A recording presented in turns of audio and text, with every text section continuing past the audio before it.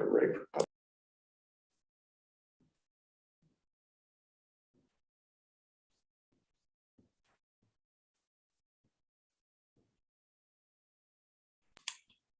We don't have a quorum yet. We only have 3.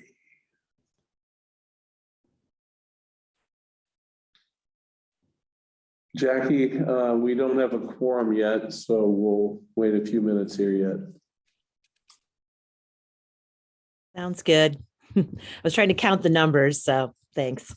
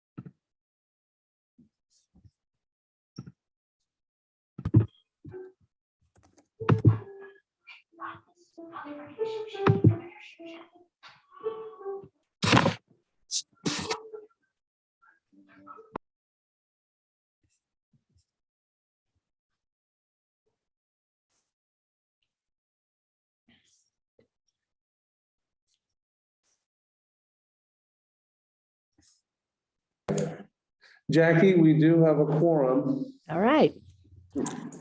So it's 5:33 and we'll get this February meeting in order. Happy Valentine's Day to everybody. We must all have partners or people in our lives who are willing to let us have a meeting right now instead of going out to dinner. So awesome. Jackie, I must apologize. I should have thought about this. My significant other was giving me a hard time about what fool thought about doing this. And I'm thinking this fool here probably could have changed that date for significant others, families and kids. So my apologies for not thinking ahead. Well, Chairman Becker, I have the statement if you want me to go ahead and read at this time. Let's do it. All right. Thank you and good evening. I'm Roger Steinbrock, the marketing specialist for Lawrence Parks and Recreation. I have a few housekeeping items for the Zoom meeting. This meeting is being recorded and broadcast on the city's YouTube channel, cable channel 25. Please remember to mute yourself during the meeting unless you are speaking. Unless you are participating during the meeting, please turn off your video. This allows the active meeting participants to be seen on screen. You will still be able to hear the meeting. When you are participating, please turn on your video. If you have any trouble, you can send me a message in the chat. Please remember to state your name each time you speak for the benefit of those participating remotely. The city reserves the right to mute people or turn individual videos off to minimize distractions during the meeting. And now I'll turn it back over to Chairperson Becker. All right. Well, now that we've had the call to order, we need to approve the minutes from last month. So if all board members could take a look at that, and I'm looking for a motion and a second once you've read them over, if no changes.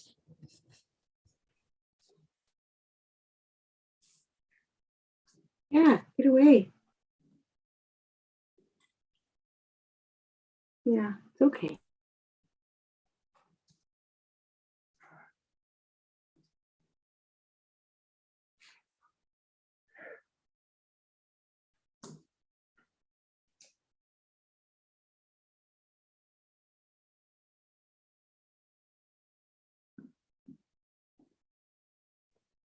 This is Pat Phillips, board member. I'd like to make a motion to approve the minutes. It's John Nalbandian, board member. I'd second that. All right, so we have a motion from member Pat Phillips and a second from Vice Chair John Nalbandian. I'd like to see a raise of hands for all those in favor. And that's 5-0, so no opposed. Thank you. Minutes approved.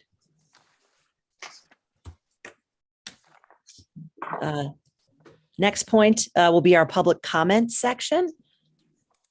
So Roger, if you can let us know if there's anyone here for public comment versus presentations. Yeah, I'm going to ask Michael, if you are here for public comment, you can turn on your camera, or are you just listening for the meeting this time? Thank you. This is Michael Allman. I'm here for the presentation. I may have comments later, but nothing at this point. And I apologize, my computer doesn't have a camera. That's right, I forgot. Sorry. Thank you. No, Thank you're you. fine. Thank you. Marilyn Paul to come in. Okay. And if you can.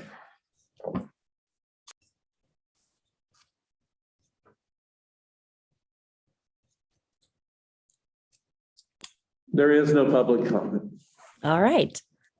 Then we'll move on to our first order of business, which is an informational presentation on a potential river development site by Aaron Deters, Executive Director of the Kansas Alliance for Wetlands and Streams. So, Aaron, looking forward to having you on and what you're going to present to us. All right. Can I share my screen? Yes, go right ahead. If I you put a can't, few- let me know. Put a few pictures together quick to help.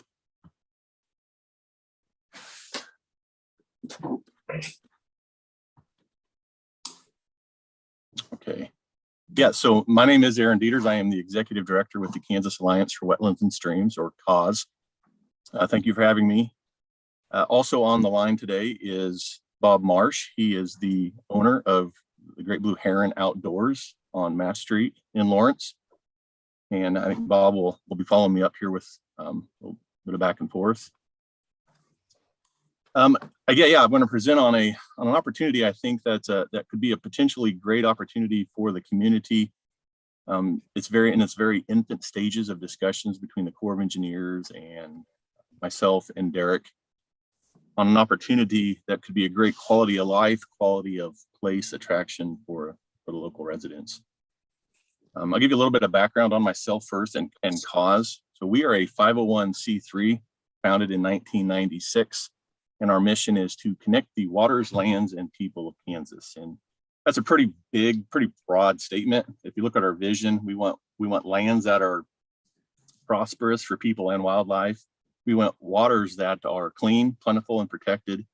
And we want to create people who are knowledgeable in sustaining our natural resources.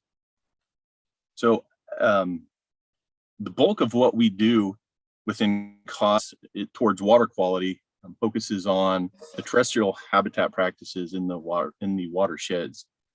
The biggest program that we deal with is through the KDHE Wetland or Watershed Restoration and Protection Strategies program to address water impairments in the watershed, and these are typically done through terrestrial habitat type practices. But when I started with KAWS, roughly it'll be a year next month, I wanted to put an emphasis back on streams. I mean, it's in our names, right? So I wanted to have more of a direct impact and do what our name says. And with that, I wanted to bring more attention to streams, and for a couple reasons, really. I guess Kansas is unique in that we're the 49th state in public property, public lands, and we have pretty strict water laws regarding access. You know, unlike Nebraska and Iowa and Missouri and Oklahoma, you know, there's only 3 public rivers, really 2.5 if you count the state line going through Missouri. We have Missouri, the Kaw, and the Arkansas River are only public rivers. Other than that, it's sections of rivers that happen to flow through parcels of government, state, federal, city, county, or other NGO properties. And whether or not they're public is another, could be another issue. But those are what we have to work with outside of the 3 main public rivers. So with that, in my previous job working with Kansas Wildlife and Parks, and working with communities and working with Lawrence, I really got to get immersed into river development opportunities, not just on the Kansas River, but it's kind of exploding into other tributaries of the Kansas River. And this is a way that I've seen evolve into getting around that 49th state of public property, putting people onto these rivers for a greater appreciation. In order to affect conservation and conservation programs in the uplands, how can we draw more people when we're so limited on the amount of public rivers that we do have? So I really see river development opportunities as a way to engage more public, therefore more public enjoying the rivers opportunities. And when you enjoy something, when you participate in something, you tend to want to protect that, what you love. So that's why I've been taking this on myself for cause as heading this direction with working with communities and exploring opportunities where I see that could really engage the public in a positive way that will help garner more appreciation and advocacy for these public rivers. So with that, working with the designers from Colorado on the Lawrence project, on the Topeka project, on all the river symposiums and tours that I've been on across the country, what it really comes back to is these communities across the Midwest and across the nation that are working on river development opportunities. They need two things: you need flow and you need drop. So typically what you're working on are altered sites at low head dams. There's a handful of those across the Midwest. But when I was in the area one day, and I noticed this fall here on Clinton, on the Wakarusa below Clinton, I said, well, hey, this is an opportunity in an impaired site. So what we have, if you look at the screen here, is, for those who aren't familiar with the Wakarusa River, but the channel that was created in the outlet during the dam construction that ties back to the original channel of the Wakarusa. You have this rock ledge that was formed over time and created a plunge pool that tends to be a hard place to get to. It's between the two pieces of property that the city of Lawrence currently leases from the Corps of Engineers. The river itself the section is not leased, but it's another fishing spot. You'd be hard pressed to walk down there on a day and not find somebody fishing, but it's also not the easiest to get to. If you have any troubles walking, the banks are kind of steep. You can see the erosion that's happening. And then when you get down there, there's not a lot of maybe safety put in place that we want to attract more people to. So what I have envisioned and what we've kicked around, this pie in the sky type discussions with Derek and with the Corps and with Bob is to do some type of development that would create greater access, maybe improve the fishing opportunities, while maybe making it a unique place for tubers or kayaks to come at certain water flows to enjoy the day. So from the outlet to where the Corps of Engineers property stops, roughly right here, that's about 1.5 miles of river. If you go from the yellow pin to the Corps property, it's about 1 mile. There's opportunities to take out, but I'll get to that here maybe in a little bit, but move on to the next slide. To give examples of what I'm talking about, if you look here in Charles City, Iowa, it's a small town. Back in 2011, I believe they were the first ones in Iowa to really kick this type of development off. It's, again, an impaired site, a low head dam. It was a safety issue.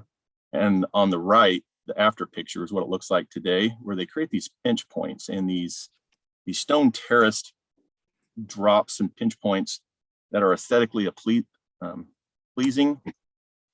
And here's a couple of pictures here of what they look like on the site.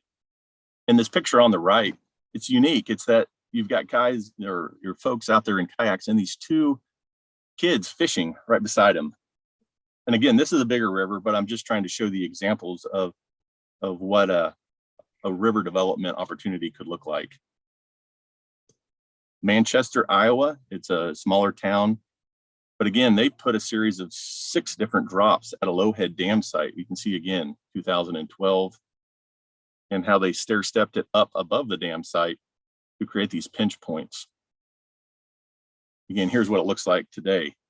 So all of these these river tours that I've been on and the engineers and what I'm presented at with all of our river meetings in Iowa, it's for every person in the water, there's 7 to 8 people on the bank watching. You know, that's these attractive places that are cool or what people want to be at for multiple reasons. You can see people swimming and kayaking and tubing and fishing.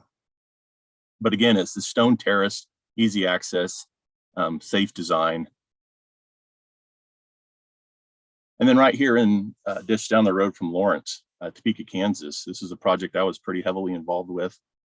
The stone terracing on the left, where the 2 kids are playing, that's the Topeka Weir. This was a notch that was cut through the weir to provide safe passage. You can't see it in this picture. The water was a little high, but 2 drops were created to create that passage. A fish ladder was incorporated into this design as well. But again, this was limestone, grouted limestone. And I wish I had a better picture to show you. I apologize, but if anybody is in the north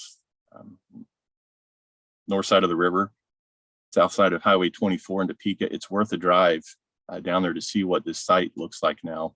Before this site was developed, I would drive down there and see everybody would scatter. You know, there was some not very pleasant stuff going on. And now you walk down there and it's families and kids out enjoying the new access and the beautiful spot. So Topeka did a great job with the Topeka Weir.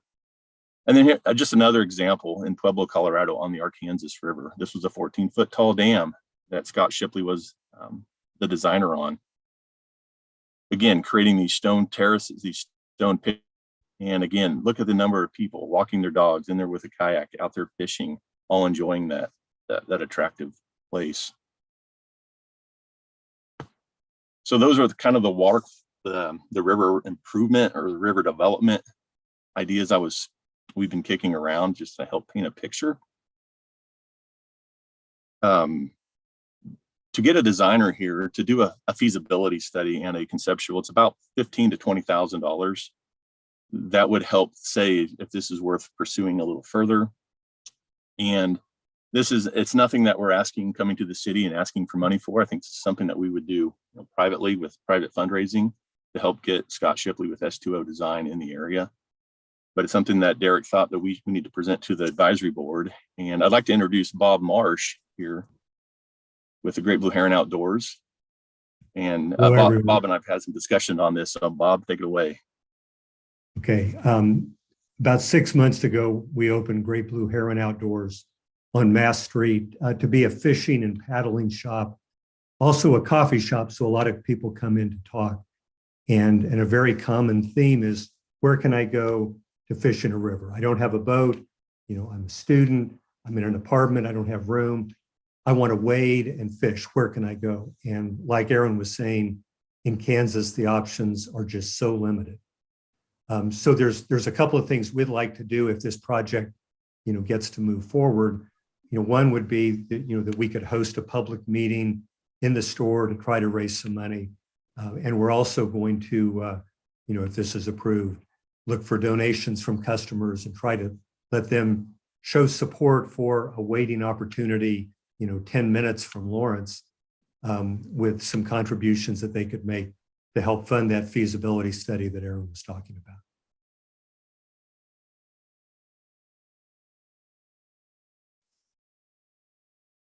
Derek, is there anything that you want to bring back to the table here? Yeah, Bob or Aaron, let's say everything, the stars align, the feasibility comes back, community says, yes, we love it, it's a great idea. What kind of money are you looking at for a project, and how are you looking at funding something like that?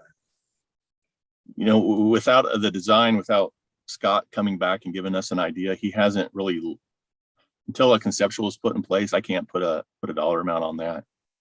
Just informally talking with him and seeing that the amount of infrastructure that's in place already with the road and the outhouses or the bathrooms, it would be more of trail type to get down to the river, safety improvements, stone terracing.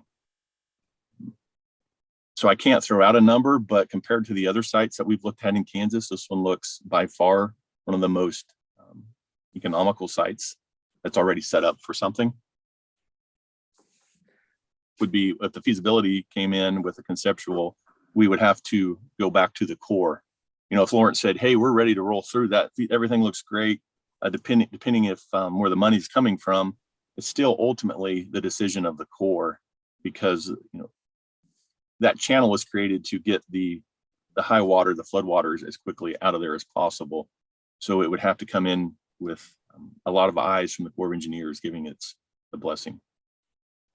As an amenity based on the cubic feet per second released from the Clinton Lake Dam, how much time of a year would that actually be usable by the public for tubing or kayaking? Again, I think it depends on it'll all have to come back in the feasibility study. You know what, I think in the wintertime, it's a 7 CFS minimum stream flow, and summertime is 25 CFS. But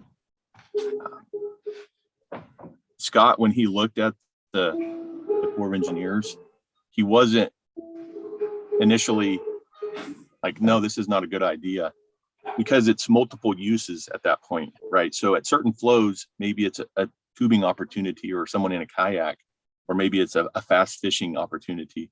But when it hits 7 CFS in the wintertime, maybe it's an opportunity to work with the Kansas Department of Wildlife and Parks for a trout stocking program. And maybe it's a trout fisherman's paradise at that point. So I think depending on the flows, it offers different opportunities at different times. Okay. But again, it would have to. Right, Oh, go ahead, Bob. One comment on the fishing and fundraising front. There's a lot of investment in other states in fish habitat, and in a lot of the mountain states, the tailwaters, the streams below the dams end up being, the very best fishing or some of the best fishing in the state. And so, and it's almost, the idea of a tailwater stream in Kansas, I think if you mention that to people, they'd say, well, that's silly. You have to go to Colorado. And I think if we presented this opportunity, I think a lot of the donations and things that go to trout habitat and fish habitat in other states, maybe some of that would come here. And if, as this could exist with, even if the flow is low, just having a little bit of flow in the winter, a little bit in the summer, that creates so many additional opportunities for fishing and just for wading and catching minnows and just a fun place to be for kids, for adults. So I think it could get real good traction with sort of the fishing audience that we're building a tailwater in Kansas. Roger Steinbrock, Marketing Supervisor. I just want to remind everyone to state their name and, each time you speak, just to let the people on TV that are watching know. And I'll turn it back over to the chairperson. Val, I see you have a question. Your hand's raised. This is John Nalbandian, board member. Wondering from there. Oh, I'm sorry, Val. Oh, that's okay. I did my electronic hand. I was just going to bring up the dog park, which is on the north side of the bank. Would you be, because people with dogs are already going down there, even though it's kind of dangerous now just to get down. Are you proposing to terrace that side too, or just the south side where the fisher people usually are? I think everything's on the table. It would just be what the designers would come up with in a feasibility and a conceptual plan. And it could be, what I've seen in other instances or put in places, depending on funding. Okay. I'm sorry. I think I didn't say my name, Val Renault, board member. My second question was, have you been working with we had a group present to us about the river downtown and doing some more development there. So I didn't know if you were working with that group, and I don't remember their name. If someone else does. And Derek Rogers, Director of Parks and Rec. I think you have Steve Evans and Friends of the Caw. Obviously, I think you have worked with Don and Kim from Friends of the Caw. Yes, Aaron Deters. Yes, I have, especially in my previous position with the Kansas River Access Coordinator when I was with Kansas Department of Wildlife and Parks. This is John Nalbandian, board member. This all sounds pretty interesting and attractive. Derek, what do you need from the advisory board at this point? Rick Rogers, Director of Parks and Recreation. It's something that I wanted to bounce off the advisory board and get your thoughts and perspective. It's empathy. I think this group was looking at their next steps and an opportunity to make it public. And this is an opportunity for them to bring this to light in the public in a forum, but yet one level below going to a city commission. So I think this is the proper forum for them to introduce their concept and idea as they move forward for fundraising. But I wanted to get your perspectives and thoughts on this idea. Okay, I for one think it's a pretty good idea.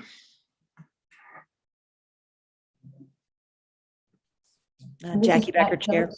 Oh, Excuse me, Jackie. Pat, you can go first. I'll go after. All right, Pat Phillips, board member.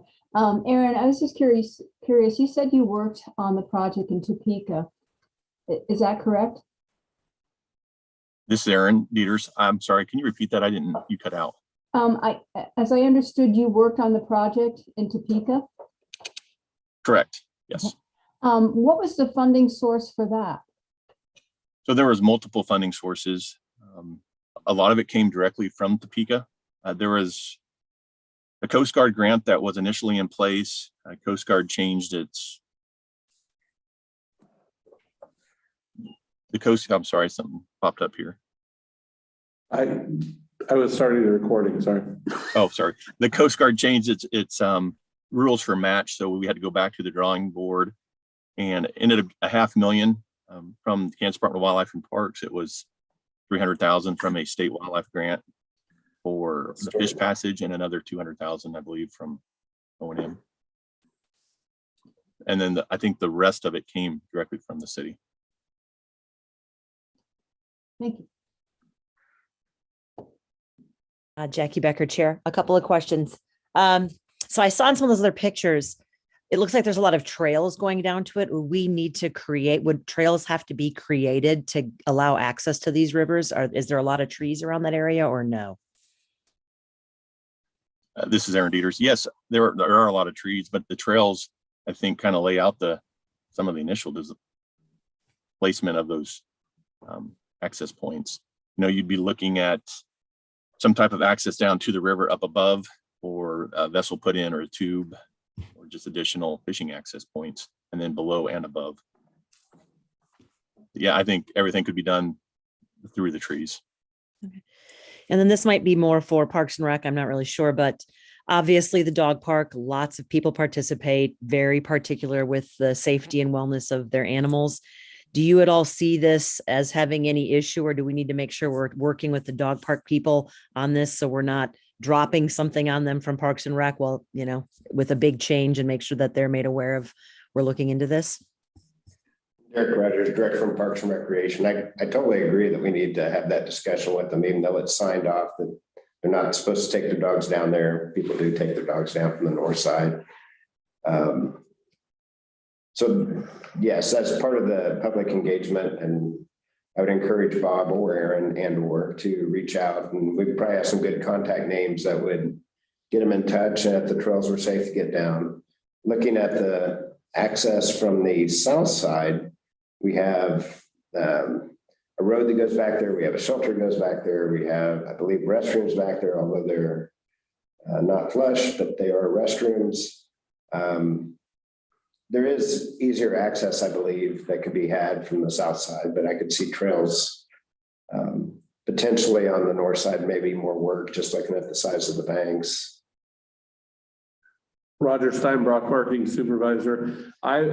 Chairman, I would suggest that, in terms of as this project moves along, and if they find funding, then we would have community engagement. And that's probably one of the groups that we would be talking with as we continue to develop the relationship with Aaron and his group, and in the development of the plans and everything. And I would suggest that we probably have that meeting prior to the design too, just to make sure that they're understanding Aaron, what you're wanting to do. We do have an extensive list of people that have participated in outreach that we've done over the years at the dog park. And as they've stated, they're very active. And so we want to make sure that their involvement is at the front of this whole project. This is Pat Phillips again, board member. I think that this probably goes without saying that safety is a big issue relative to water. And with the release of water coming off of the Clinton Lake, you know, I've been down there at the times that it's happened, and it's quite powerful. In fact, it was a tragic thing that occurred in that area of drowning of a young man at one point. And so I think that will be something that will be real important to me in looking at this. If it's going to be a high use area, how do we keep people safe when that water is released?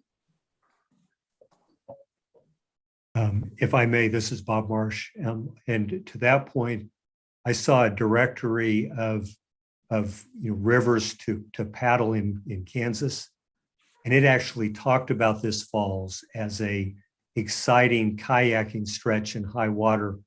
And I showed that to Aaron, and it just looked so outrageously dangerous and irresponsible. This would be a way to bring a little bit of control to that structure in that area. If it is now, at least in some places, promoted as a great place to go take your kayak in the flood, we probably want to help people have a different view of it. And this is Aaron Deters, and to add to that, other river opportunities for access involved the local fire departments, for example. On the Kansas River, working on one site in particular comes to mind because they were very excited to have an access point where they could get emergency vessels onto the river, and it helped break those distances up. You didn't have to figure out how to maneuver a boat down in certain high flows. If you had some type of emergency access immediately, that could help. This is Marilyn Hull, board member. I want to come back to the question of kayaking opportunities and such on the Kansas River near the dam. I know Sarah Hill Nelson and others have been promoting the idea of doing a project there. And it's maybe not necessarily an either or, but I'm kind of curious, Derek, do you know is that project dead, or are people still working on that? Derek Rogers, Director of Parks and Recreation. We have been approached by one group that had requested to use a special permit north by the boathouse, KU Boathouse, and use their docks, which we don't own the docks. We could issue a permit for them to do a summer kayak or canoe leasing opportunity there. I've also been in contact with other parties. I haven't talked to Sarah lately about it, but I do have other parties below the dam that are very interested in establishing a business for kayaks and canoes to cross the river. I know that ideally MSO will complete the south side of the river project this fall. Potentially it won't be till next year in 23. And I think that would be the perfect opportunity to get that below the dam moving. Above the dam above the dam by the KU Boathouse, I forwarded the request to KU to consider could an outside entity rent space from us, be permitted, and use their boat docks and not interfere with their rowing. I just need to follow up. I haven't heard back from them yet, but they did accept the request. So at some point, I think there will be stuff down there, and the great thing is somebody else will be providing it, and we'll provide them the opportunity in the space. Great, yeah, thanks. Yeah, I think this is an interesting opportunity. I'm kind of curious about your fundraising ideas for your feasibility study, because $10,000 to $20,000 is a lot of money to be raising in $10 and $25 increments. Do you have any grant sources or other private individuals that you have lined up that could maybe contribute larger chunks to this? This is Aaron Deters. Yes, I've had some preliminary discussions with other potential sources that I think could help at least kick off, half of it right out of the gate. Great, thanks. If I could, this is Bob Marsh, and just to mention one other thing on the habitat front that Aaron may have mentioned, but just to be sure, one difference between this and some of the other river projects is, and the reason the tailwater was in Colorado were so good, is that they're taking water out of the bottom of a reservoir and putting it into the stream. So through the summer, even if the flow wasn't real heavy, it's going to be very cool water. It'll still be cool by the time it gets, to this. For people looking for a cool place to, to be in the summer, I don't know exactly what the water temperature, would be at this point, but it would surely be in the 60s, maybe high 60s. So another element of this is it would be cool water below the dam. I just wanted to be sure and mention that.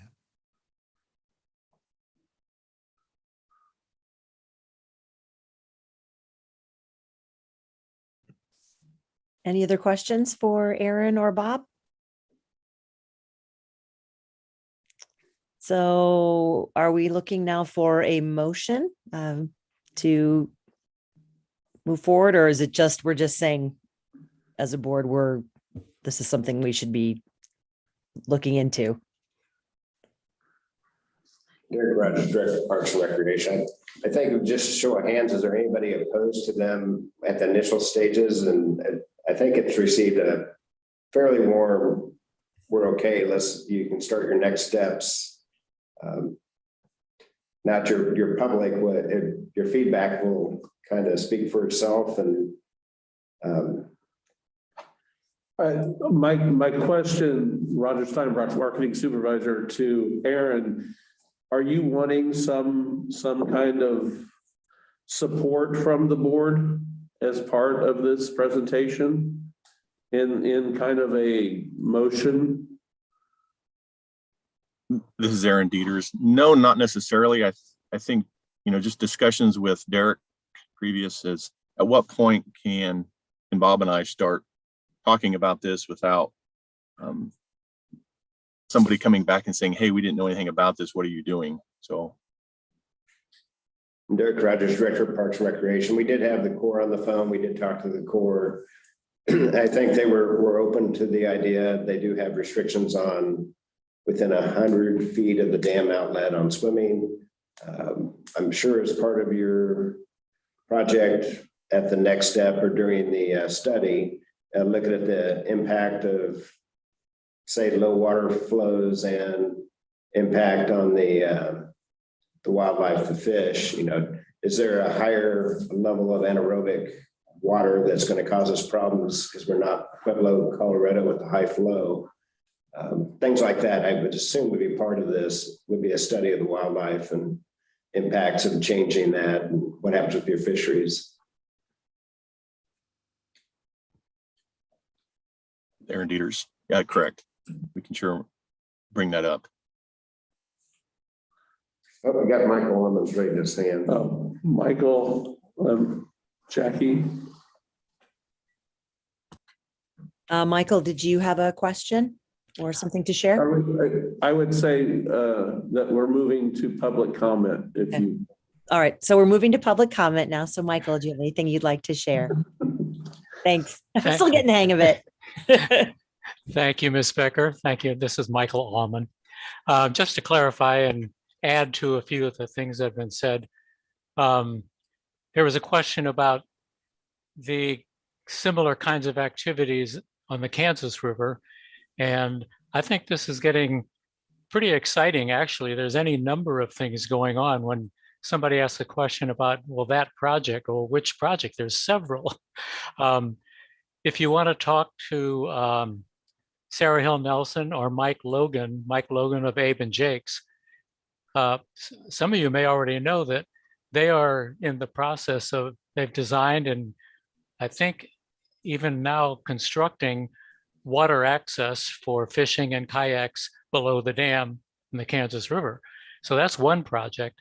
Another project, the city is going to make a trail along the construction road for the work that's being done below the dam. That's going to be an access trail from east of the Marriott right to the base of the dam. And then the project that I am involved with, and I'm not sure if somebody was wondering, that group who's working on the project, I'm involved with a group called Riverfront and Center. The project name itself is Kaw River Commons. And now I'm not speaking for them at this point. I'm just got on this call because I was curious for my own interests, because I'm interested in these things. But the project we're doing isn't about sporting activities and whatever on a river itself. That's being done by the city and by Mike Logan and Sarah Hill Nelson. What we're working on is access to the river. It's a connectivity project that includes any number of trails, including the Lawrence Loop, ADA accessible concrete trails that connect Bircham Park to the Santa Fe train station, to downtown, to the riverfront itself, and with a bridge for pedestrians and bicyclists across the river. So it's an access project. It's making it available for people to engage in these various on-river activities. And one of the things we've included in our plan that may or may not happen is kayak storage right above the dam. So there's any number of moving parts here, but I just wanted everybody to be aware how many different things are being discussed. And I find this potential project pretty exciting too. I'm not familiar enough to really say anything knowledgeably about it, but I'd like to see what might develop. So thank you. Thanks for your commentary, Michael, and for the additional information about other things happening with our waterways.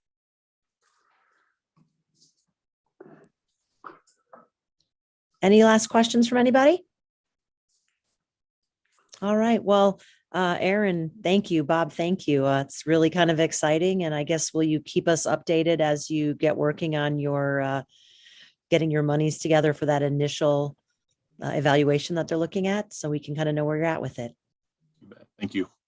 Thanks. Thanks, guys. Thank you.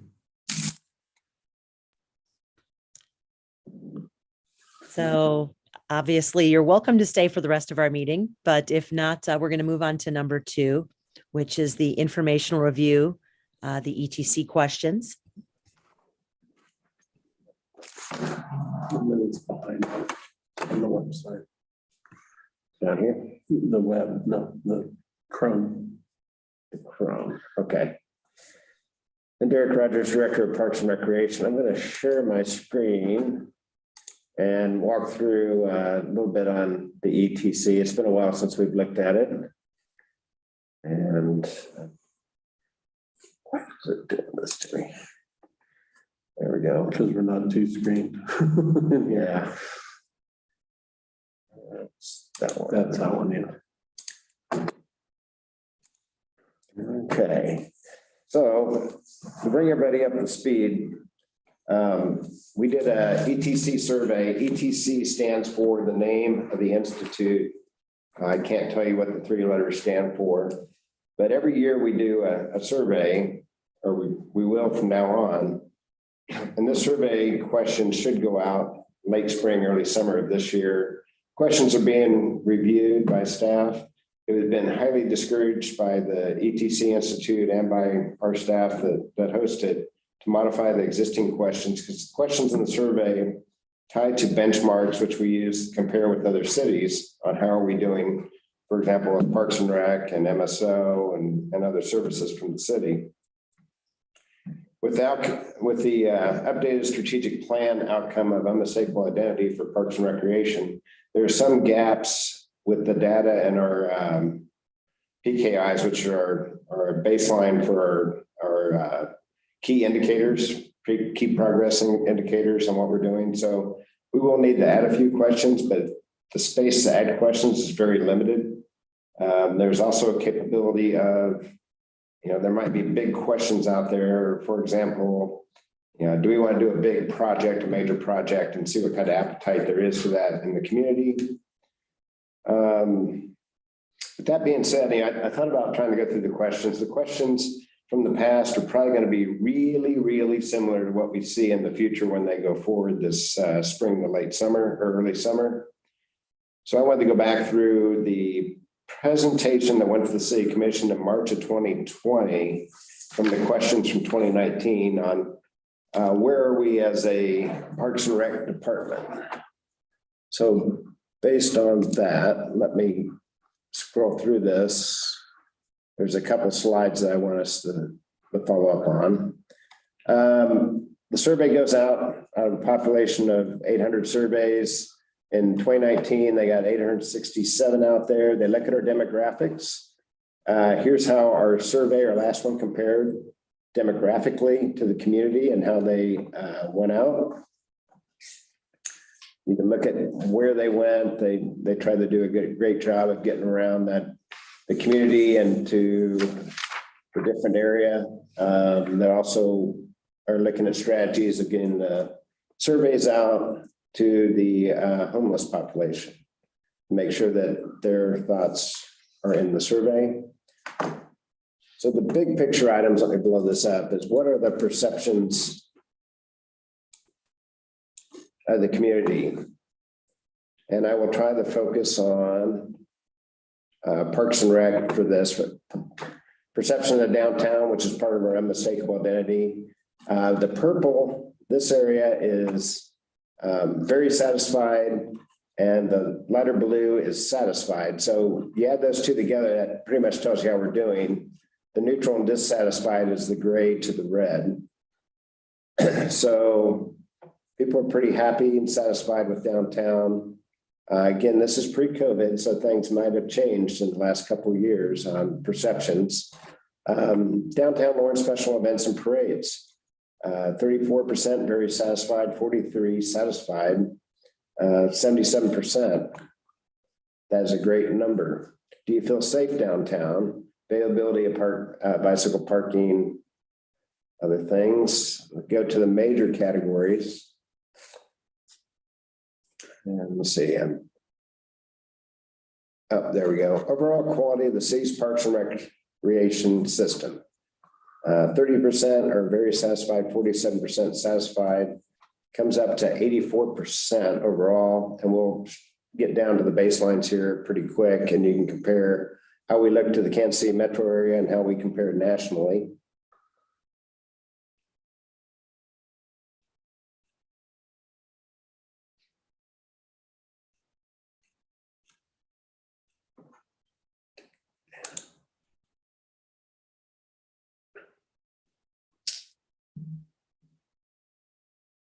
Okay, major categories of service. This is where the Parks and Rec came in. Okay, so overall quality of the city parks and recreation system, 23% of was above the national average. National average was 61%. Kansas City metro area was at 75, but we're still 9% above that.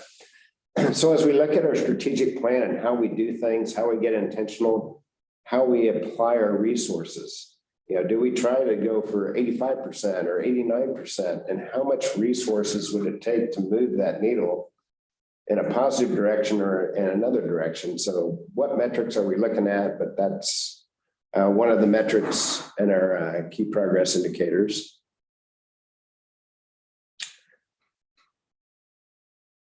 And this gets more into our Lawrence versus the US versus KC metro area.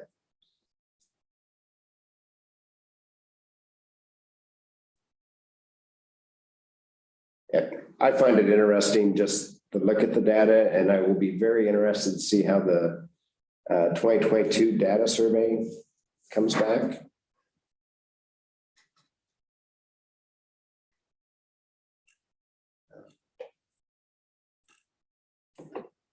Go down the trends.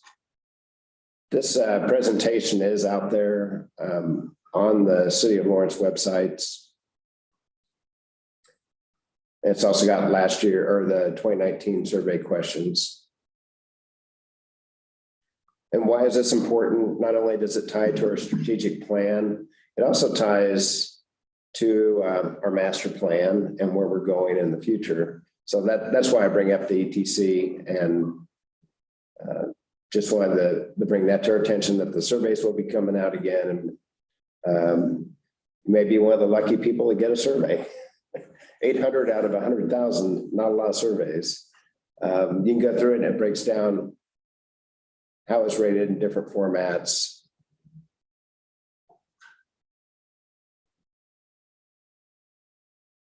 What people felt was important.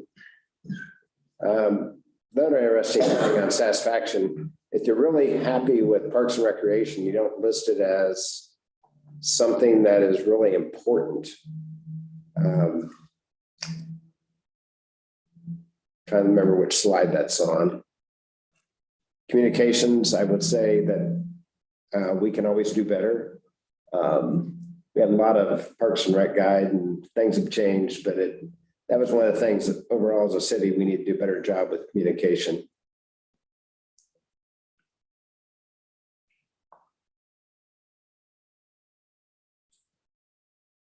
And with that, I will open it up to any questions, thoughts, comments. I see John's fingers coming out. John, you're good to speak. You're muted.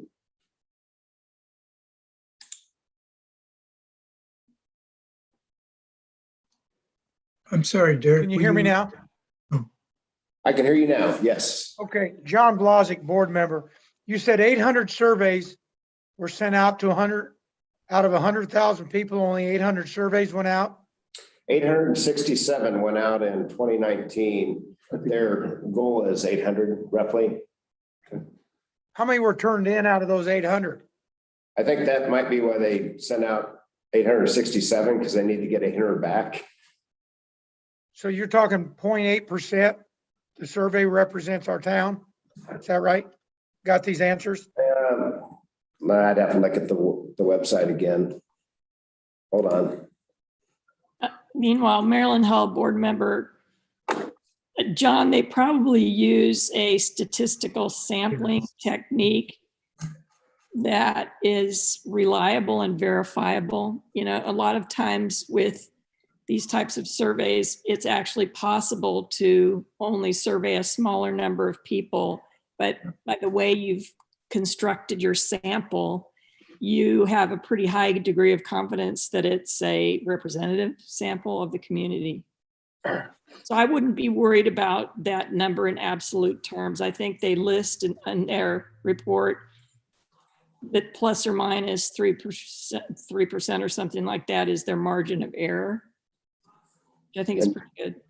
I just look at those numbers, and those are pretty small numbers for the entire community of what we got to get better at or what we do well. That from my data and school numbers, that's a pretty small number, 0.8% if all 800 turn back. This is John now, Bandian. I want to reinforce what Marilyn said. If you look at the ETC website, it's very informative of their whole process, how many times they've done this, how many jurisdictions, how confident they are. I mean, they are very, very reputable across the country. Derek Rogers, Director of Parks Recreation. The sample survey was a margin of error of 3.3% with a 95%. Margin of error plus or minus 3.3% at the 95% level of competence. So they're very good at what they do and how they do it to represent the demographics. John Blozick, board member. John, when you were on the city commission, is that how they ran surveys around the community? When I was on the city commission, we didn't do surveys. Okay. The reason why I know ETC is that one of our graduates was a honcho at ETC, and how they've grown over the years and how these citizen surveys have become very, very common. I think Olathe actually does one every quarter,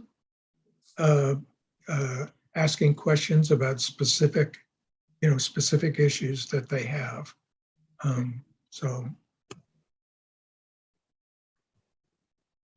Thank you. Oh, and I know that our city manager is very data driven.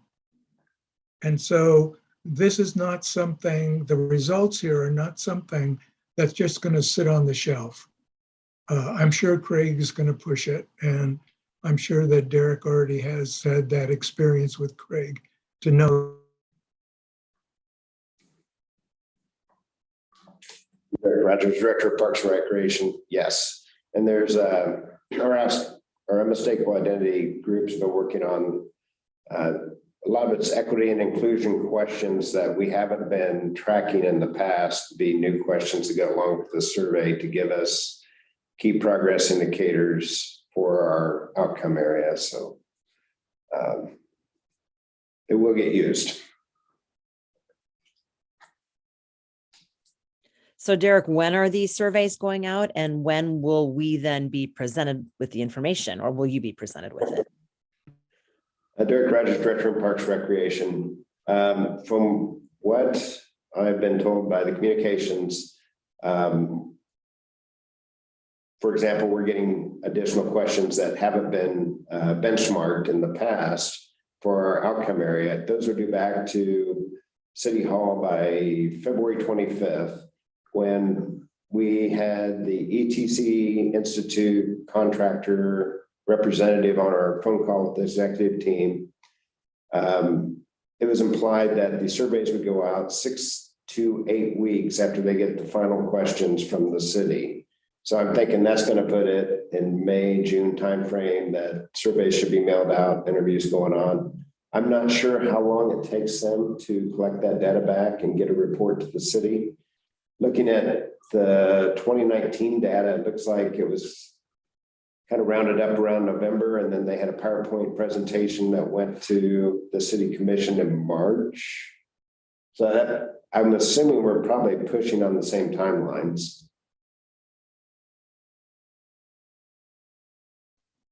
This is John Nalbandian, board member. You know, I think the ETC survey is the ETC survey. I mean, it's notable because of the benchmarking of possibilities, and as Marilyn said, because of the reliability. There may be questions that we would like to ask that are not on the ETC survey that we could, I presume, approach the city manager, and he might approach other departments who might have specific questions that they would like to ask that could go out in a different survey. So I think that's one possibility. I think another possibility that I would be very interested in is that if we could do some kind of engagement, which is like a budget exercise, which is sort of like focusing on Parks and Rec. So for example, getting a group of people together and saying, okay, you got $100 to spend here, or whatever, 100 units, and then give them all the Parks and Rec possibilities. Where would you want to spend more money today? I mean, we can do a lot of stuff like that that might be interesting and fun, that would kind of complement the ETC survey, but wouldn't have to influence the way the ETC survey is going. Derek Rogers, Director of Parks and Recreation. That was a great comment, John. And one of the things that could be contemplated is, if there's a burning question that we need answered for Parks and Recreation, there might be space to tap that really big question on, do we remodel the pool, which it's coming due here in the next few years, and make it a destination, whatever, and what's that going to cost? Is there an appetite in the community, or is there something we're missing that's really big in the community? You hate to go down a road of, we're going to do this, and the community goes, We didn't want to spend $10 million on that. Are you crazy? I'd much rather know before we even go down that road. That's what you're getting at too, John. You know, sidewalks is a great example of where's the community really feel about that issue. And is that something that we say, yes, this is something everybody wants. We want it all fixed. Or I just came back from Boulder, Colorado, and I love their bike paths and their multi-use paths. Best anywhere I've seen, but their sidewalks in their neighborhoods are just terrible. So they put their priority on this, and I love this once I get out of the neighborhoods. So where's the city priorities? And those are the kind of questions that if we've got one burning question for the department, what is it? And let's see if we can't get on the survey.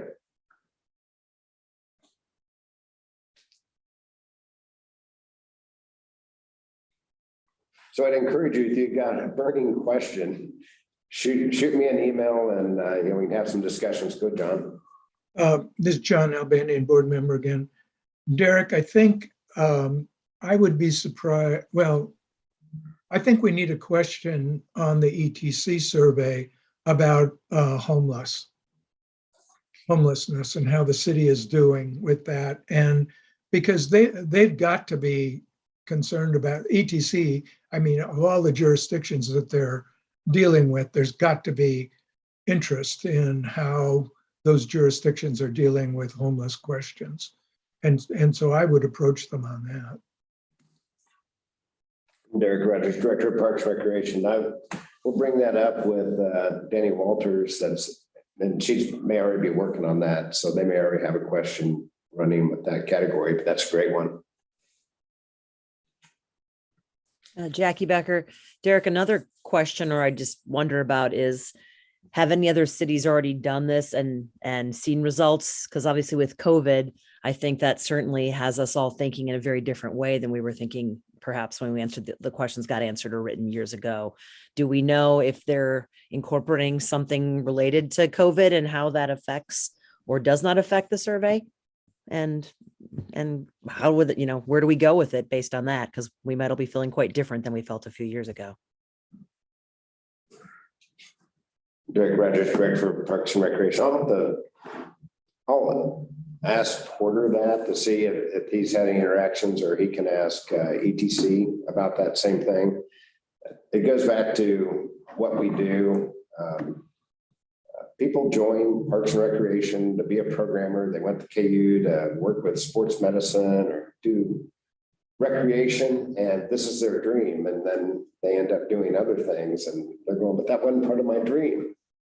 And so there's a job satisfaction. And then you throw in COVID. Well, that wasn't part of my dream to tell people to put your mask on. So there's a lot of factors in the COVID, and I'm hoping we're near the end of it. But thank you, Jackie. I'll ask Porter on that one.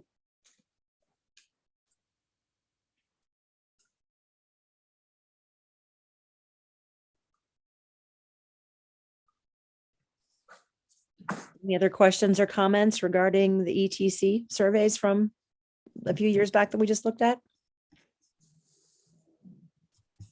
All right. Well, if we're all ready, we'll move on to number 3, which is the update on the 2017 master plan, current future capital improvement plan, aka CIP projects. I feel like that's Mark's world. Yep, Derek Rogers, Director of Parks Recreation. I'm going to team up before he gets started on the whys and where we are. Where we are and where we're going. Our first master plan for the department was completed in 2000. And our current master plan was started in 2016 and completed, approved by the City Commission in March of 2017. So it took almost a year to get it from beginning to end. First step in a master plan begins with the request for proposals.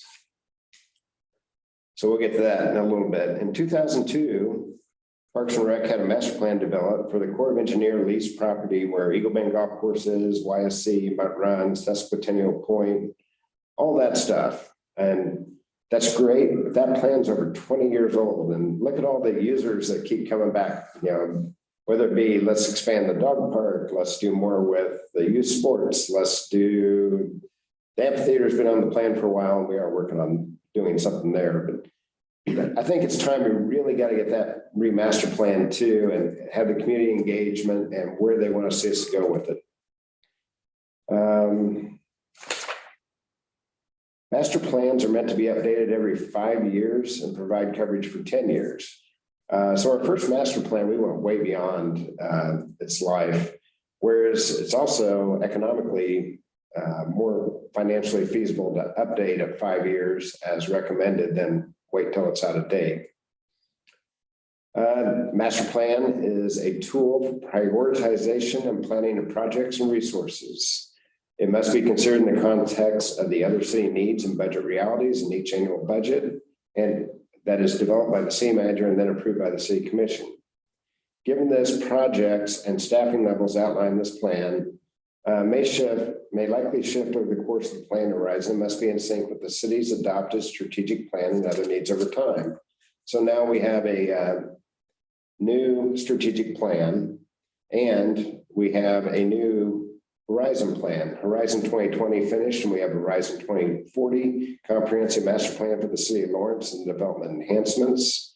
And so it needs to be aligned with both of those for the future, both the short term, midterm, and long term.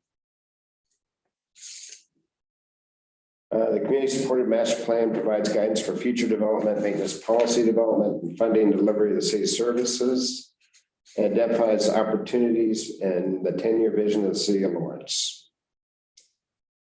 We pretty well talked about that. At this point, I'm going to let Mark go ahead and tell us about our existing plan, where we are, what we've done, and what's in the CIP. So here's Mark.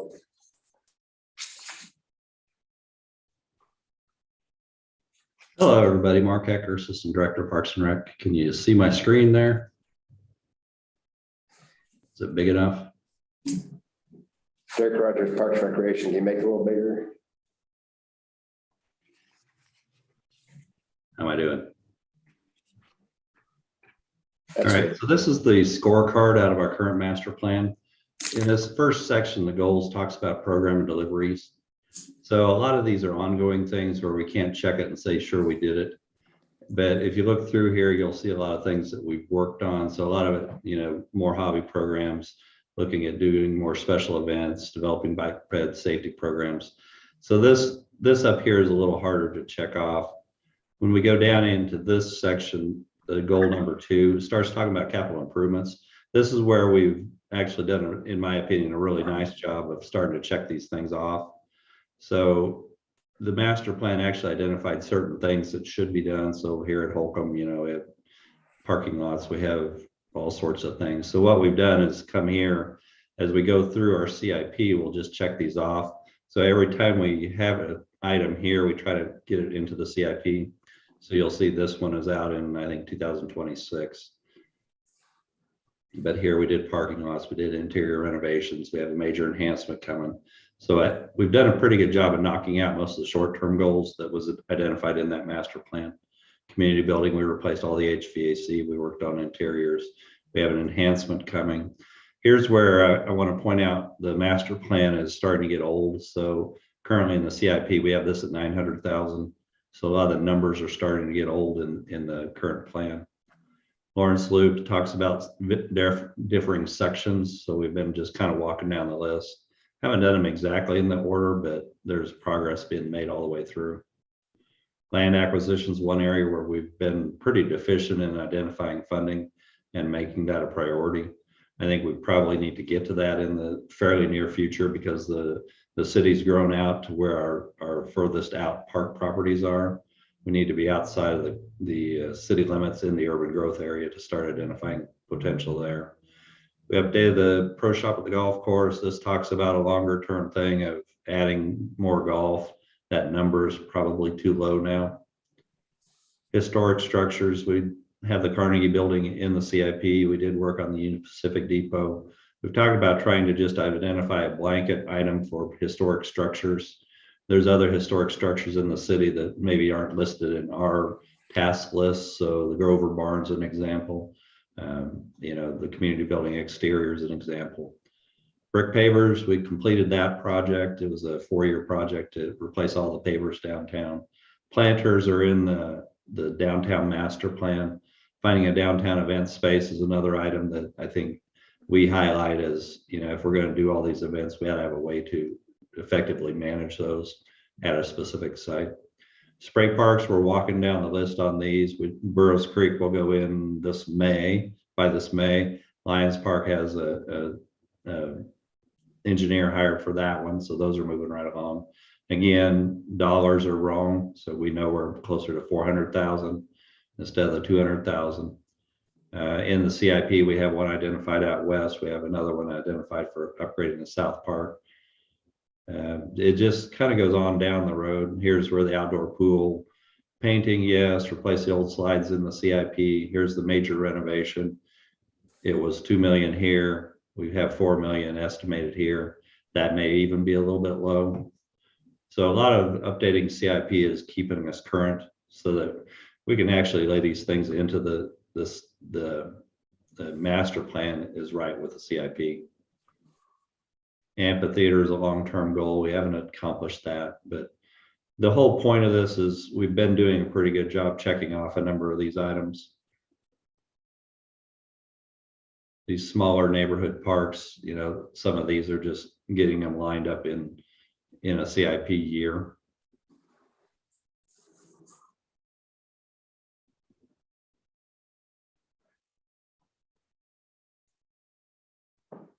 So that's the kind of the capital items. And then this master plan also talks about organizational efficiencies, things that we could do to make us a little more efficient.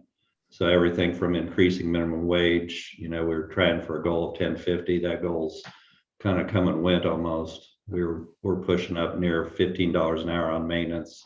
Rec's finally trying to move the lifeguards up this year, but it's a significant cost item. That's probably not high enough if we were, again, going through the master planning process.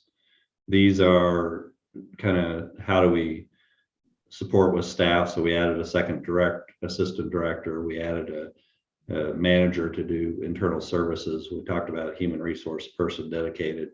We haven't accomplished a finance manager. We haven't done this with the goals of, having a specific person targeted towards sponsorships, partnership alliances, and grants. Customer service is another area that's identified.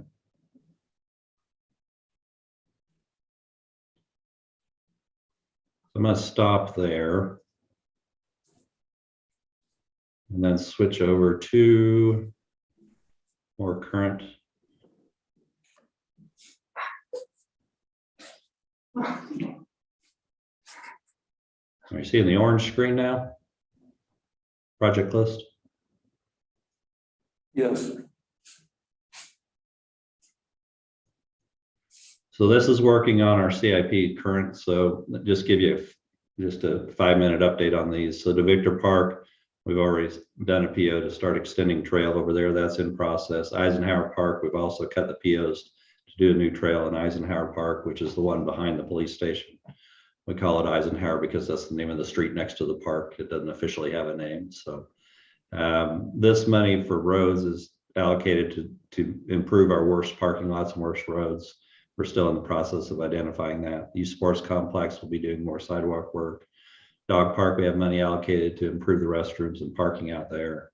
Broken Arrow, we met with Architect to try to get a handle on what we can do with the restrooms and the shelter at that park. That one we hope will get designed and built this summer. Splash pad at Lions, I talked about. We hired an architect to design that park. We'll do public engagement coming up here pretty quick. Water Tower Park, we're kind of putting a little bit of slowdown on because until they get the actual water tower moved, there's not much need to renovate the park. We'll probably start a public engagement process later in the summer to start talking with the neighborhood on what they want to put back in. Working on courts, we've met with the Oak Hill group and doing preservation project. We have a couple of playground projects in this year's budget, so one's at Lions and one's at Stonegate. And then the bigger trail project that's going now, if you haven't been out on the north side of town, they've started the project that's going to go from Peterson Park over to Michigan, which goes actually under the McDonald Drive. And then there's another one targeted for basically Michigan to Sandra Shaw. So that's this year. We have this project, the turf on out at YSC is in hold right now, is deferred by City Commission. We've been asked to do a little more public engagement, bring it back to them. So we're working on that now. Just, looking at how CIP lines out, and we'll be working on this in the next probably month. So these are what's currently in the CIP. I won't really stop to go through all these, but you can see there's a pretty nice laundry list. There's also a nice list of unfunded projects that we proposed that didn't get funding. There's new projects popping up that we know are going to have to come through. Some of them aren't real glamorous, like the lagoon liner at Eagle Bend. That's a pretty fun one there. Probably necessary though. 24, 25, 26, we'll be working on 27 for this next proposal. So that was a whole bunch of information, but basically point of it is that the master plan we have in place now, we've almost run probably 70% through on hitting the marks on it. So it'd be nice to say, okay, here's where we are now. Where do we want to go in the next 5 to 10 years? And I think, there's a lot of different thought processes now. There's a group that's really wanting to do something with a destination skate park. Well, that's not really in the plan. So if we want it to be something in the plan, we need to get it in the plan. So I'll stop there. And if you have questions or comments or thoughts, I'd be happy to help, or Derek can.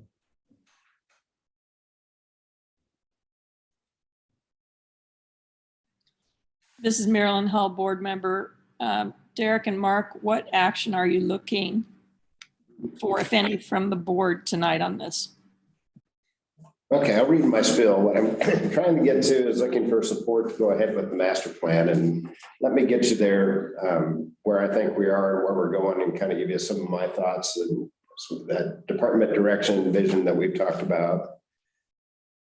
So as we continue to grow and evolve with the strategic outcome area of unmistakable identity, we are internally evolving to meet the outcome by putting more resources in this area, which includes, but not limited to, special events, both internal and external, building better collaborations and partnerships with community organizations, providing more oversight of the downtown area as a special and unique area for the community and visitors. We're increasing involvement in cultural and arts community. Someday, like there's a few other departments around, we may be called the Parks and Rec Arts and Culture Department, or the Parks and Rec Cultural Arts Department. But I envision us going more that way as we embrace the strategic plan. Update the master plan. Next steps should be accomplished every 5 years. PR staff's done an excellent job at completing projects in the plan and are headed to where we thought we'd be 5 years ago. The Corps of Engineer master plan will probably be an offshoot of that master plan that needs to get redone, revisited. The new Horizon 2040 plan needs to be accounted for in our new master plan. So of everything that's going on, our thought is that 10 years from now, 15 years from now, a generation looks back and says, wow, the city of Lawrence, the community, the Parks Rec Advisory Board, they had their act together. They went out, looked at the plans, they connected it to the Horizon 2040 plan, and they looked at some vision going out farther than 10 years on how we're going to be and how the city's going to grow. So that's one of the next steps. So we get the master plan updated. Next, we got to get accredited. The goal would be accredited by next fall.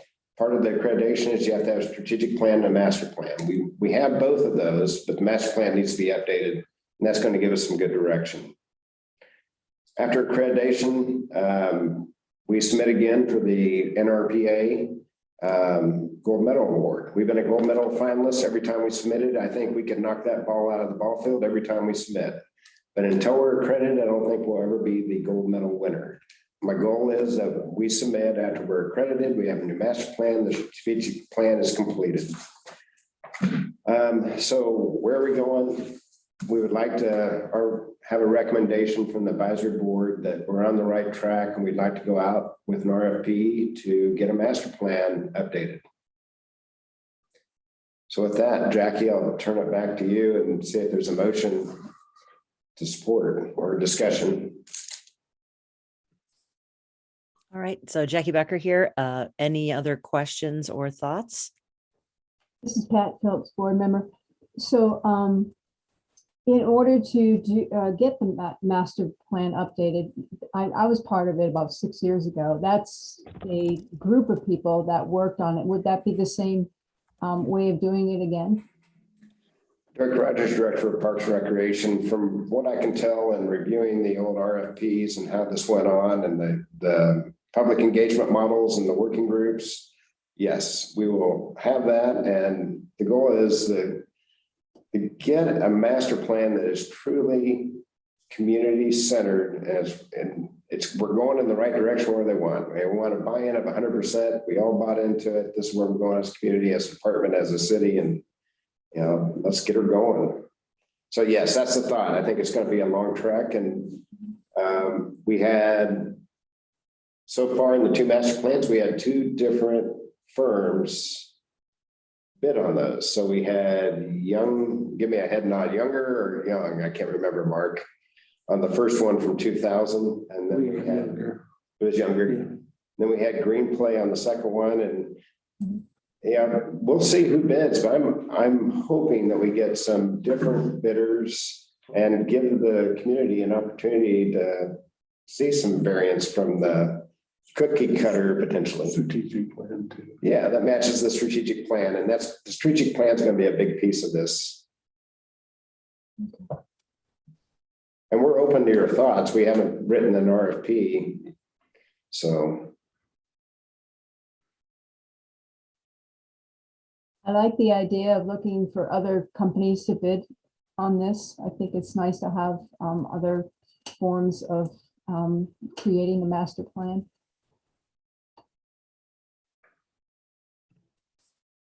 Jackie Becker. Yeah, I think the one thing I would find most important is just making sure we have as much community engagement across everything, every which way that we look at it, to make sure that we're getting people involved, to help us as an advisory board, to help you to make sure we're getting the most accurate information for our community. Derek Rogers, Director of Parks and Recreation. I've been fortunate enough to be part of the land code development panel, and it's neat to see the variety of individuals and community members that are on the selection process. And I would plan on doing the same thing with our unmistakable identity partners and community to help in the selection process. This is Marilyn Hull, board member. I'd like to express support for, doing a master plan update. Do you need to, like, in the form of a motion? Project director, that would be great if you could do a motion and a vote. Okay, well, I move that the department begin planning for a new, an updated master plan. Is that sufficient? I think Marilyn Rogers Steinbrock, marketing supervisor, I think it's that you support the department moving forward with a master plan. That support piece is the piece that I think we need to make sure is in it. And you had mentioned it in the first before you actually did the motion there. So I can reword that. Thank you. I move that the advisory board formally support development of a new master plan for Parks and Recreation. This is John Nalbandian, board member. I second that motion. All right, so we have a first from Marilyn and a second from John regarding our support of the master plan. If everyone else could raise their hand if they are in agreement. I see you, John. It appears the motion passes unanimously. Thank you. All right. So is that, Derek, is that 3 and 4 then all together, you would say, on our bullet points for today? Or you have more to discuss on part 4? Possibility of the. Oh, the property at Clinton Lake. Yes. So undertaking the development of new master plans. Derek Rogers, Director of Parks and Recreation, and And talking about Mark, that would probably be a spinoff, I think, that comes out of the master plan. Whoever runs that process will probably say, yes, you need to do that again, or that's something we'll break out and do ourselves. And Mark, do you have any other comments or thoughts on the master planning? You seem to be the continuity for us. Mark Ecker, Assistant Director. No, I think just moving the whole thing forward is always good to keep us current. You know, like I said, the numbers are important, and then really identifying new needs that have popped up in the last 5 years. And it seems like there's been a bunch of them. So, and it also lets the current commission identify their priority projects. So, John Blazek, board member. Mark, I just want to reiterate and pigtail on what you said. I've watched this very first thing when I was on this committee 5 years ago or 6. I was really impressed with your master plans, your strategic plans. And just from my background with you guys for that long, I'm really impressed with how you guys put master plans together. Lawrence is in good shape with that from a rec standpoint, just because you guys are pretty detailed, very, money conscious. So compliments to you guys once again. You've heard me say that before, but just coming out of the school business, you guys do an impressive job with that, guys and gals. Sorry. appreciate that comment, John.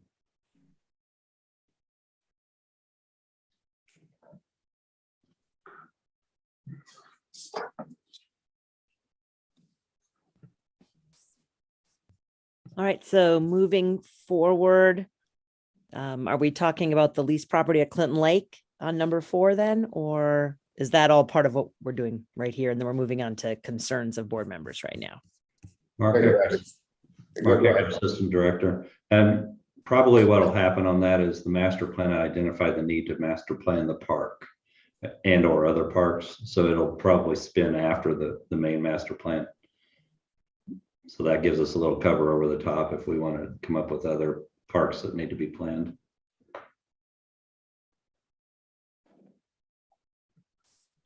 Jackie Becker. So Mark, then do we do master plans for other parks then all the time, or is it just for like the biggest parks, or does it include all parks do they all have master plans? Mark Ecker, Assistant Director. It varies. So like the property behind the police station has a master plan. There's a master plan for Peterson Park. There's a master plan for Green Meadows Park. Usually if we're doing a significant upgrade to the park, we'll go ahead and master plan it. Yeah, if we're gonna move something around. Part of what we're doing at Lions Park with the spray pad, we're actually doing the playground also. So we're gonna ask the engineer to submit a site plan that does a mini site plan of that portion of the park. But yeah, it would be nice to have kind of a master plan for all the parks. Sometimes we get a little plan crazy and spend too much money on a plan.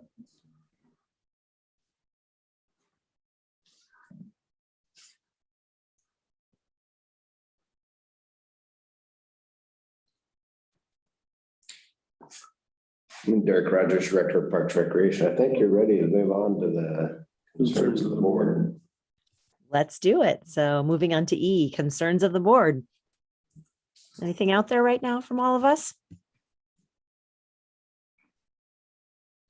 Valor, no, board member, and this not a concern. I just wanted to, I think last meeting it was mentioned that the lifeguard salaries were going to go up, or there were going to be some incentives, and it seemed like when we talked about that last year that we were told there couldn't be incentives, but I'm just glad to see that they were able to make that happen, however that happened, because I know we're going to be in dire need of lifeguards again. And thanks to Marilyn again for her example last year.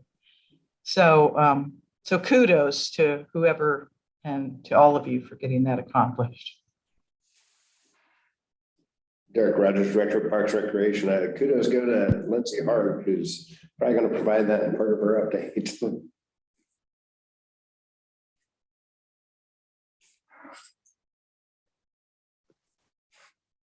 Go ahead, John. John Blazek, board member. Two or three quick questions I had. I've had some people approach me, and I want to compliment I stopped by the volleyball tournament this weekend, and there were thousands of people, thousands of volleyball players in there. But man, was it busy. But it was kind of ironic because I know we're still in the mask. Probably there was 1% that had masks on once they got in. It was an interesting dynamics to watch. Is there a position open, Derek? I've had a couple people call me and ask me, do you have a position at an administrative position open?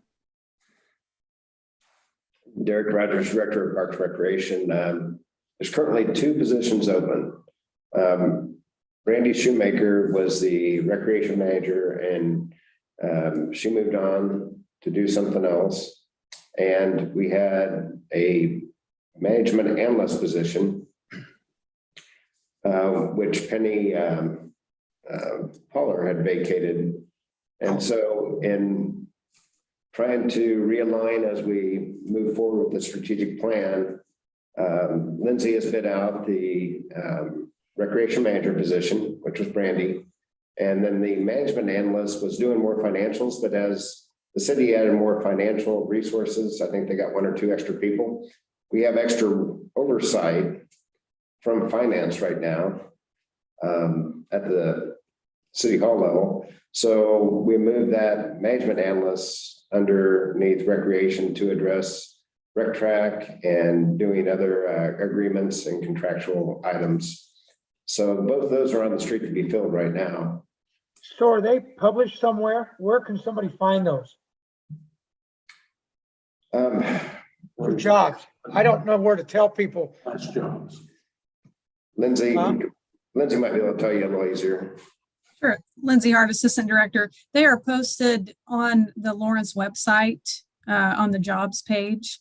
You can find it directly on our website. I believe it's also on the KRPA website, Indeed, and some of the other local job search avenues. But yeah, it's on the Lawrence website. You should be able to find them there. Okay, thank you. I didn't know where to tell them. Last question. I've had a person from Topeka and a person from Olathe. Can they be on this advisory board, Derek, if they apply or contact the mayor or what have you? I didn't know what to tell them. Derek Rogers, Director of Parks Recreation. Roger knows the rules better than I do, but I believe you have to be a Douglas County resident. Yes, Douglas County resident, Roger Steinbrock, Marketing Supervisor. Yep. And John, that website that you're looking for is lawrenceks.org/jobs. And that'll take them directly to that page. Okay, thank you. Yep.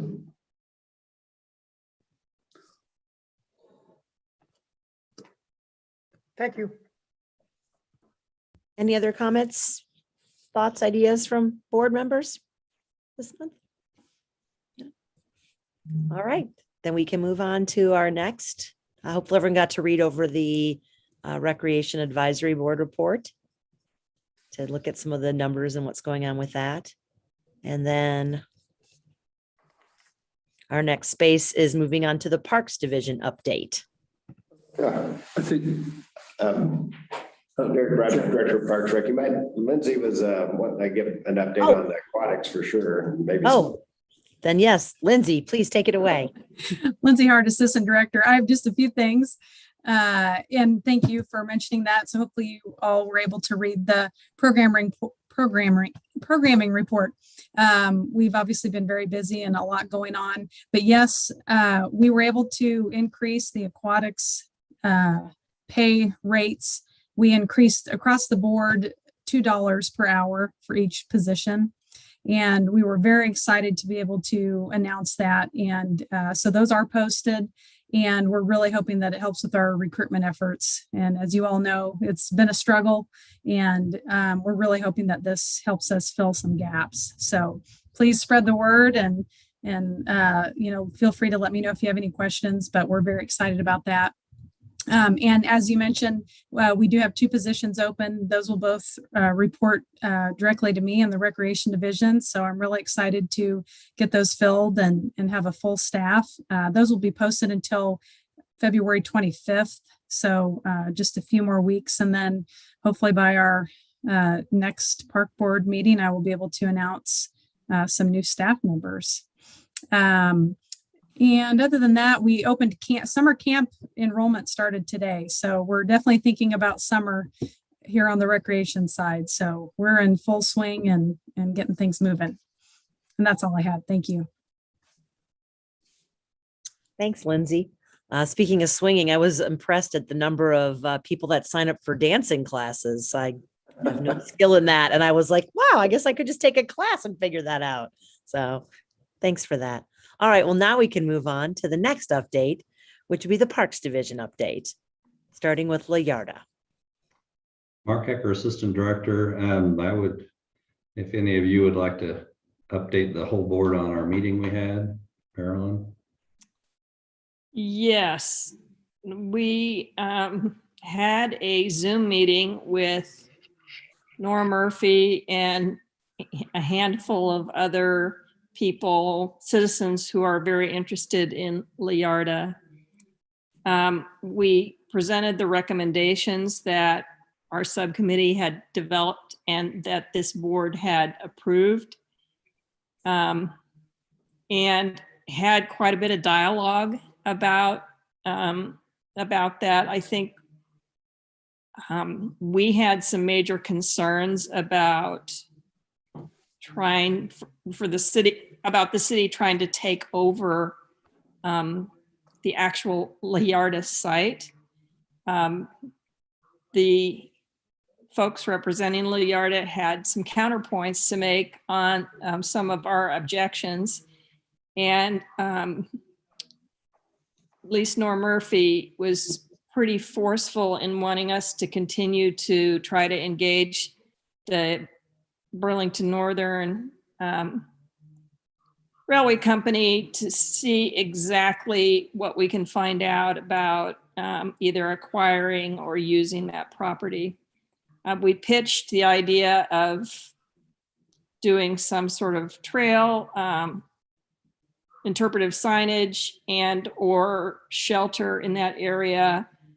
My impression, and Val and Jack, you correct me if I'm wrong, was that that group wasn't really ready to endorse those ideas as an alternative to developing the site. They're still very interested in learning about developing the site. So the last we left it was that Mark and Derek were gonna work with city legal on sending a registered letter to an executive at the railroad company to try to generate some sort of response, which they have not yet provided. Derek Rogers, Director of Parks and Recreation. Val Renault, myself met with Nora and Steve Novak at the Watkins Museum via Zoom today, and Nora and Steve and Val are going to work on crafting up a letter to present to us that for Parks and Rec to add our piece on. Then we're going to look at the history piece, and then we'll get with legal to finish that up. So figured the historical piece could best come from that group.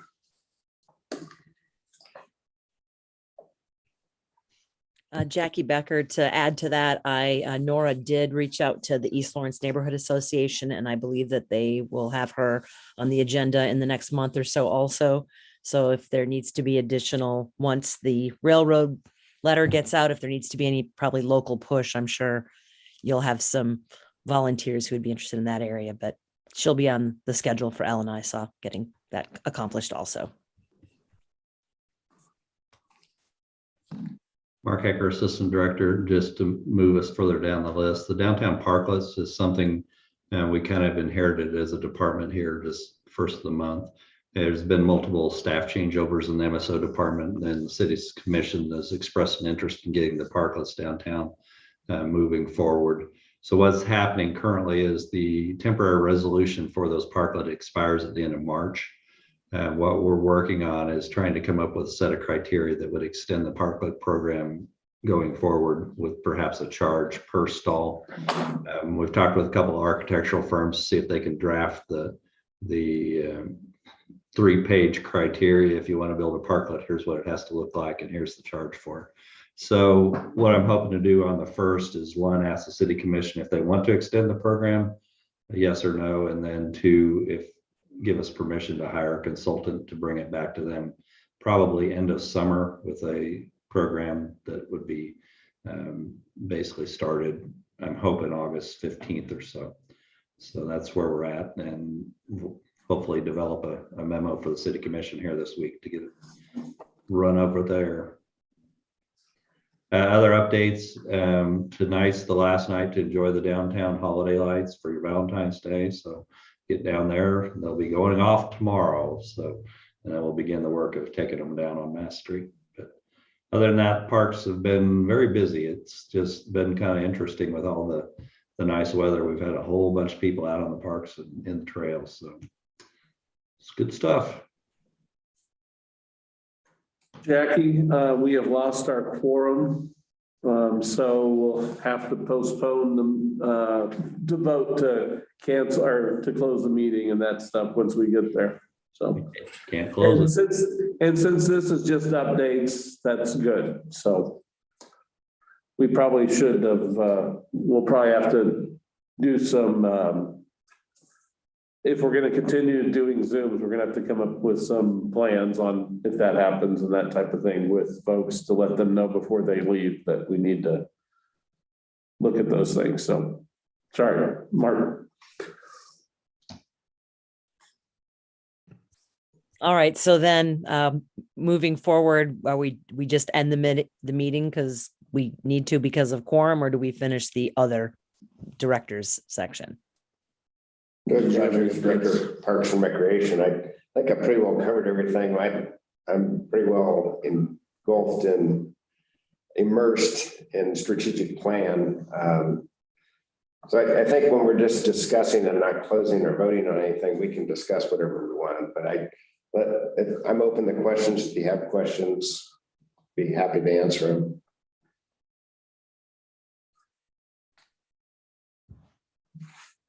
Marilyn? I have Marilyn Hull, board member. I have a question. It might be for Lindsay, but I guess maybe I should express a concern, and probably should have done this during concerns of the board, but here I am. I think as of next month, the leisure pool and the indoor aquatic center will be moving into its 3rd year of not being open. That's concerning to me on several levels. And I'm wondering if the aquatics staff and you are aggressively making plans to get that facility back open. Lindsay Hart, Assistant Director. Yes, that is definitely a concern for all of us. And it's been something that's been on my list since I started. So it was brought to my attention right away. And that's something we're looking at. That's all part of these recruiting efforts with the pay increases, and even looking at different bonuses for different times of year if needed, for the spring season or things like that. So we're taking this first step with the pay increases, and we're hoping to see a little bit of a jump there. And then again, once we get the new recreation manager on board, that's going to be something that I really want to focus on with the aquatics division. So I appreciate you sharing that concern. It's definitely something we are aware of and would like to see open back up.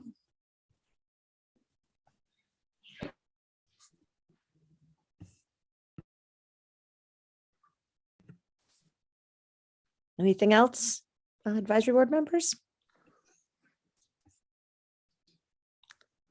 So at this point, we're looking for a motion to. No, Oh, not. no. We'll just. No, we just end. We just end. Okay. Yes. All right. We've never done this before with no quorum. I know. Learning something new again. Okay. Well then, I'll see everybody next month for our next meeting. Will be on Monday, March 14th at 5:30. And I guess I would advise for any of us who are here, if you have to leave early, maybe let Derek or Roger, one of us, know, so we can make sure we can hopefully keep quorum to complete our meeting next week or next month. Right. Thank you all. Good night. Thank you. Bye. Bye.